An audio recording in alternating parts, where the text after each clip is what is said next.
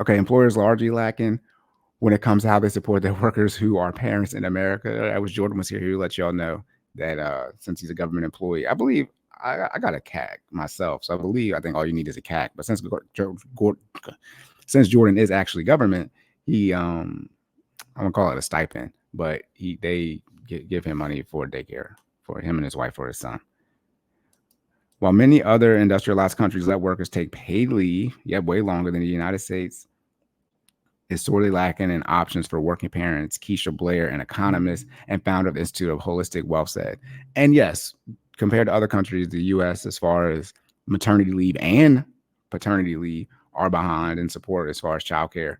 We recognize that, but since you know that, just like how healthcare is crazy in the United States, since you know that going into the situation, you should do your best to prepare. And it doesn't mean you have to be someone who doesn't send your child to daycare. Both parents want to work, and both parents work. But you have to know you know that going into it, and so you should prepare for it. It's not a shock that healthcare costs a lot or the healthcare system is crazy in America. It's not a shock that daycare. It is a shock that daycare costs this much relative to what the Department of Health and Human Services says it should be a percentage of from an income standpoint. I would have not guessed 7%, even though when you think about all other percentages out there, there's not too much percentages left to take from someone's income. But 7% is crazy low from an affordability threshold, because almost probably no one is at that. If anyone, I'll be surprised if anyone is at that type of day threshold, and it's like at a daycare that you'd want to send your child to, quote unquote. But you know that in America, the daycare is expensive, and you have to prepare for this situation. We can't keep letting people, when I say be financially illiterate, but like act like they don't know the information. Daycare and children are expensive. Keisha Blair, an economist and founder. Okay, we talked about Miss Blair here. The United States is the only industrialized country that doesn't have national paid leave for childcare. Our tax rate is significantly lower compared to these other countries, by the way. The United States has the most educated workforce of women in the labor market, but the lowest labor force participation rate of women.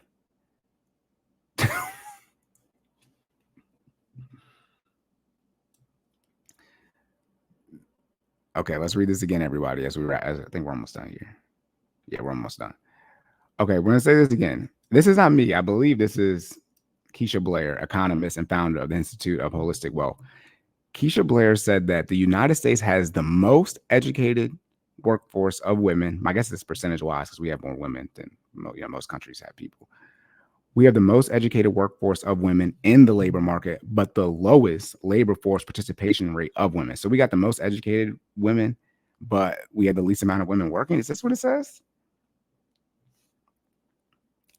When you listen to all, because if you're like anybody on the internet, you see all these relationships, podcasts or whatever pop up in your algorithm. I've never heard that stat. I've never heard the stat that yes, we have the most educated women, but we also have we have the least amount of women in the workforce. That's crazy stat if it's true. Blair said that without a healthy childcare structure, the economy won't function properly. See, Blair is an economist, so we're gonna give Miss Blair here credit, but Mr. Wilson, he was just the CEO of Care.com. So we're gonna listen to Blair here. Economy won't function. They saying the same thing, and women are most likely to feel the effects.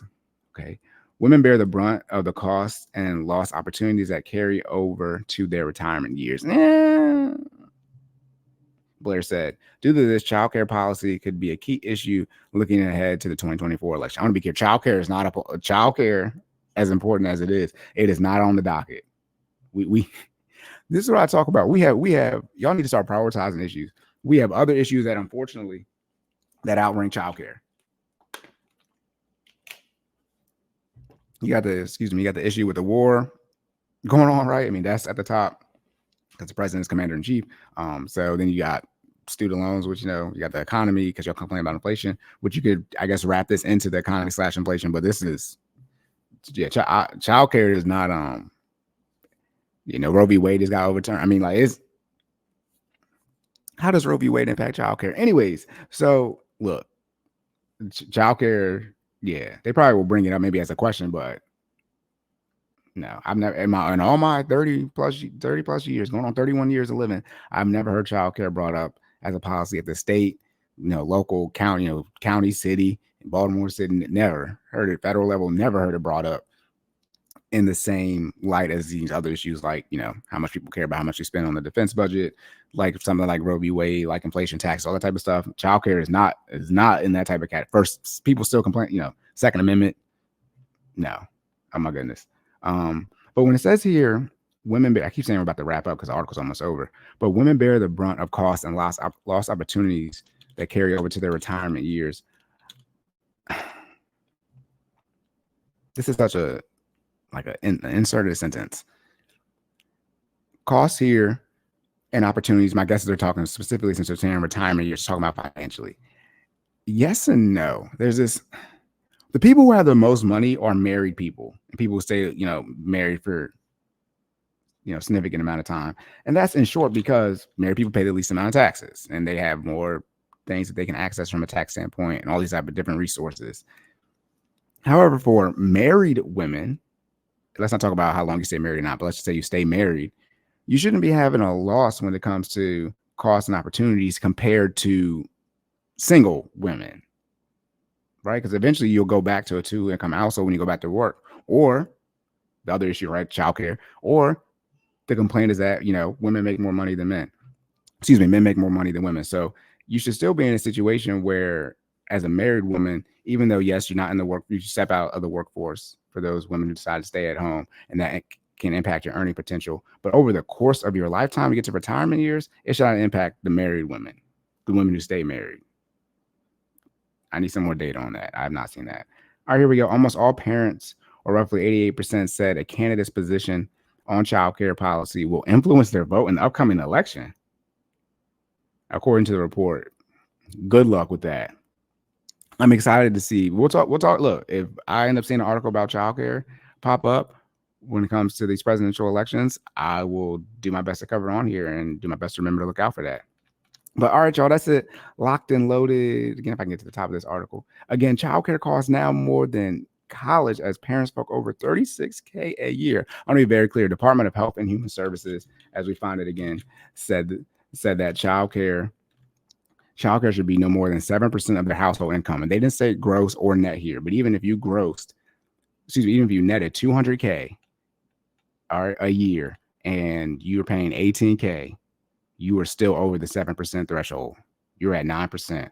All right. And again, this is by Suzanne Blank. That's it, y'all. Locked and loaded. End of the episode. Make sure you comment, like, share, and subscribe. Shout out to the YouTube algorithm. Make sure you leave those rating reviews on the podcast platform, as well as the sun is like dead in my eye.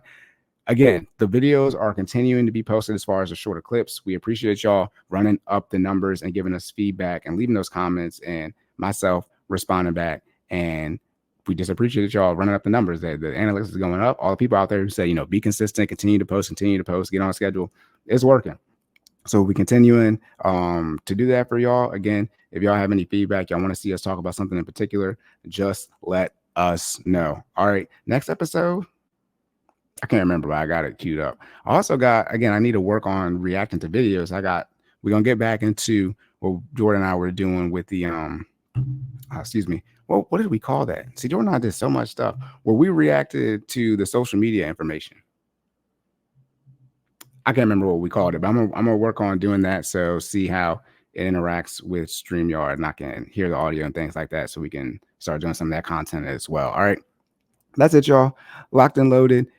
My information, as well as my co-host Jordan information, can be found in the description on YouTube. Jordan is Stop Stalling J. His business page is finallyfit.live. Sign up for the 5:30 a.m. Eastern Standard Time virtual training sessions on Monday and Wednesday. Then I'm sideline_Corey, where y'all can reach out for personal coaching on the financial side of things. All right. That's it, y'all. Remember to save more and say less. Keep making better your best. And I'll catch y'all in the next one.